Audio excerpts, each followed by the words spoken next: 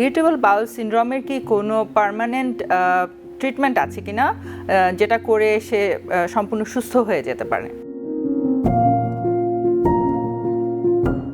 যদি আপনার ওজন কমে যায়, যদি আপনার ক্ষুধা কমে যায়, যদি আপনার ব্লিডিং হতে থাকে বা বমি হতে থাকে, তখন বুঝতে হবে যে এটা ইরিটেবল বাউল সিনড্রোম না। এটার সাথে আরো কিছু কন্ডিশন অ্যাড হয়েছে এবং সেগুলো ট্রিটমেন্ট করাতে হবে এবং সেক্ষেত্রে একজন ভালো গ্যাস্ট্রোএন্টারোলজিস্টের সাথে আপনাদের কথা বলতে হবে। ইরিটেবল বাউল সিনড্রোমের জন্য আসলে সর্বপ্রথম যেটি দরকার সেটি হচ্ছে একদম একটি স্পেসিফিক ডায়াগনোসিস। ইরিটেবল বাউল সিনড্রোমের কি কোনো পার্মানেন্ট ট্রিটমেন্ট আছে কিনা যেটা করে সে সম্পূর্ণ সুস্থ হয়ে যেতে পারে? আপনার আসলে ইরিটেবল বাউল সিনড্রোম আছে কিনা সেটা ডায়াগনোসিস করা দরকার। যেটা আমি বলেছিলাম যে ইরিটেবল বাউল সিনড্রোমটা হলো এ কন্ডিশন, আমি ডিজিজ বলছি নাকি, এ কন্ডিশন অফ এক্সক্লুশন, তার মানে আপনার কোনো ডিজিজ নেই। তার মানে ইরিটেবল বাউল সিনড্রোম হলো একটা সিনড্রোম যেখানে আপনার ডাইজেস্টিভ সিস্টেম বা আপনার পরিপাকতন্ত্রের যে পার্সোনালিটি সেটা চেঞ্জ হয়ে যাচ্ছে। যেমন আপনার আশেপাশে চিন্তা করেন 10 জন বন্ধু বান্ধব যদি থাকে, 10 জনের পার্সোনালি কিন্তু 10। আপনি হাসার একটা গল্প বললেন, দেখা গেল যে 4 জন খুব হাসছে, 2 জন একটু একটু করে হাসছে আর 2 জন একটু গম্ভীর মুখ করে শুনছে। সো তার মানে কি এক্সপ্রেশন, একটা গল্প আপনি বললেন 10 জনের কিন্তু 10 রকম হল। ঠিক একইভাবে পরিপাকতন্ত্র আবার আপনি খেয়ে কি রেসপন্স করলেন খাবারের প্রতি, সেটা কিন্তু 10 জনের 10 রকম। সো কারো যদি কোনো রোগ না থাকে, একটা নর্মাল খাবারেও ডাইজেস্টিভ সিস্টেমের রিঅ্যাকশন কিন্তু 10 রকম হতে পারে। তো এই যে চেঞ্জটা, এটাকে আমরা বলি ফিজিওলজিক্যাল চেঞ্জ। এবং এটা যদি ফিজিওলজিক্যাল চেঞ্জ হয়, সেটাকে কিভাবে মডুলেট করা যায় সেটা অনেকগুলো পদ্ধতি আছে।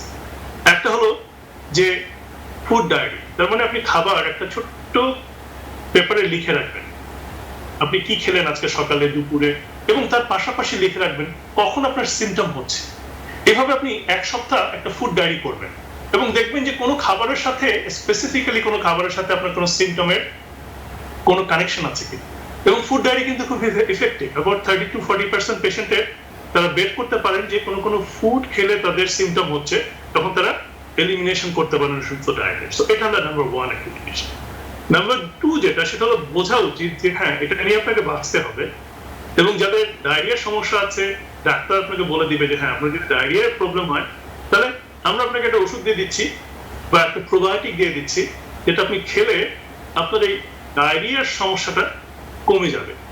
100% এলিমিনেট হবে না, কিন্তু 60 বা 70% বেটার হবে, which is a big difference. বা কারো কনস্টিপেশন হচ্ছে, পেট ফেপে যাচ্ছে, তাদের বলছি যে দেখেন আপনার তো একটা গ্রাম্পি কোলন আছে, আপনার কোলনটা মুভ করে না। সো আপনাকে যেটা করতে হবে, আপনার কোলনটা মুভ করাতে হবে। হ্যাঁ, আপনাকে আমরা যেটা করব, আপনার পেটের ভিতরে লাখ লাখ ব্যাকটেরিয়া আছে, তার মধ্যে কিছু বাজে ব্যাকটেরিয়া আছে, আমরা সেটাকে রিপ্লেস করার জন্য আপনাদেরকে গুড ব্যাকটেরিয়া দিতে চাই, একটা প্রোবায়োটিক্স। বাজারে নানা রকমের প্রোবায়োটিক্স পাওয়া যায়, তার মধ্যে অ্যালাইন একটা ভালো প্রোডাক্ট আছে ভালো। সো এটা ভালো ব্র্যান্ডের একটা খাবেন প্রোবায়োটিক্স। আর তার সাথে আমি যেটা বলি যে যদি কনস্টিপেশন থাকে, কনস্টিপেশন সারানোর জন্য একটা ওষুধ। এবং যাদের ইরিটেবল বাউল সিনড্রোমের কনস্টিপেশন একসাথে হয়, তাদেরকে সারানোর জন্য কিন্তু ভালো ভালো ওষুধ আছে। এবং ওই ওষুধ শুধু দিলেই হয় না, পেশেন্টকে বলতে হয় যে এটা আপনাকে রেগুলারলি খেতে হবে, এবং এটা না খেলে আপনি বিপদে পড়বেন। এই ওষুধ যদি খুব বেশি কাজ করে, তাহলে আপনাকে ওটা কমাতে হবে, যদি কাজ না করে একটু বাড়াতে হবে ডোজ। এই যে ম্যানেজমেন্ট, এটা ডাক্তারের সাথে একটা রেগুলার প্ল্যান করে ম্যানেজ করে আপনাকে চলতে হবে। মনে করতে হবে যে IBS is the condition of the change of your bowel. আপনার কোলন বা ইন্টেস্টাইনের পার্সোনালিটির পরিবর্তন হয়েছে এবং সেটার সাথে আপনাকে সহাবস্থান করতে হবে, একসাথে থাকতে হবে। তো এটা একটা ইম্পর্টেন্ট জিনিস। যদি আপনার ওজন কমে যায়, যদি আপনার ক্ষুধা কমে যায়, যদি আপনার ব্লিডিং হতে থাকে বা বমি হতে থাকে, তখন বুঝতে হবে যে এটা ইরিটেবল বাউল সিনড্রোম না। এটার সাথে আরো কিছু কন্ডিশন অ্যাড হয়েছে এবং সেগুলো ট্রিটমেন্ট করাতে হবে এবং সেক্ষেত্রে একজন ভালো গ্যাস্ট্রোএন্টারোলজিস্টের সাথে আপনাদের কথা বলতে হবে। অসংখ্য ধন্যবাদ। আজকের আলোচনা থেকে এই বিষয়টি একদম সম্পূর্ণভাবে স্পষ্ট যে ইরিটেবল বাউল সিনড্রোমের জন্য আসলে সর্বপ্রথম যেটি দরকার সেটি হচ্ছে একদম একটি স্পেসিফিক ডায়াগনোসিস বা ডেফিনেটিভ ডায়াগনোসিস। এবং ডায়াগনোসিস কনফার্ম হওয়ার পরে সেখান থেকে পেশেন্ট কনফিডেন্টলি মুভ করতে পারেন যে তিনি কিভাবে করে সেখান থেকে রিকভার হতে পারবেন। আমি কমনলি পেশেন্টদের ক্ষেত্রে যেটা দেখেছি যে তারা খুব একটি অ্যাডাল্ট লাইফে বা স্টুডেন্ট লাইফে যখন তিনি বাড়ির বাইরে যে ইন্ডিপেন্ডেন্টলি পেশেন্ট তার লাইফ ডিল করা শুরু করেন এবং সে সময় যে বিভিন্ন ধরনের লাইফের চ্যালেঞ্জ এবং সেখান থেকে যে ধরনের নিউ ইমোশনাল স্ট্রেস তারা এক্সপিরিয়েন্স করেন, অনেকেরই খুব কমন কমপ্লেইন যে জীবনে সেরকম একটি সিচুয়েশন থেকে কিন্তু তারা প্রথম ইরিটেবল বাউল সিনড্রোম এক্সপিরিয়েন্স করা শুরু করেন। তো সেক্ষেত্রে আমি দেখেছি যে অনেক ক্ষেত্রেই পেশেন্টের কনফিডেন্ট অনেকভাবে অ্যাফেক্টেড হয়, কারণ অনেক পেশেন্ট খুব হেল্পলেস ফিল করেন।